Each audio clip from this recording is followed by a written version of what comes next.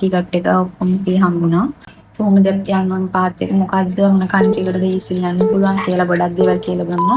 මම රශ්මි මම ආවේ වත්තල ඉඳලා. මම ස්ටඩි ඇඩ්වයිස් එක ගැන හොයාගත්තේ Google එකෙන්. ඊට පස්සේ මම බත්‍රම්ගේ බ්‍රාන්ච් එකත් එක්ක තමයි මගේ වීසා එක ප්‍රොසෙස් කරන්න පටන් ගත්තේ.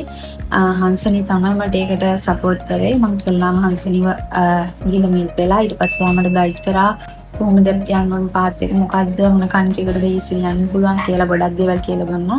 ඊට පස්සේ මම සිලෙක්ට් කරගත්තා UAE වල මණිපාල් යුනිවර්සිටි එකට ගිහිල්ලා මගේ MBA එක පටන් ගන්න. ඉතින් ඒ වෙලාවේදී වීසා එක එනකම් වීසා එකට පස්සේ ආර්ටිස්ට් සර්විස් ඊට පස්සේ මට ටිකට් එක ඔක්කොම ඉතින් හම්බුණා.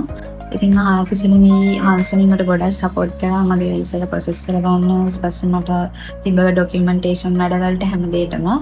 I think thank you for study advice and their support.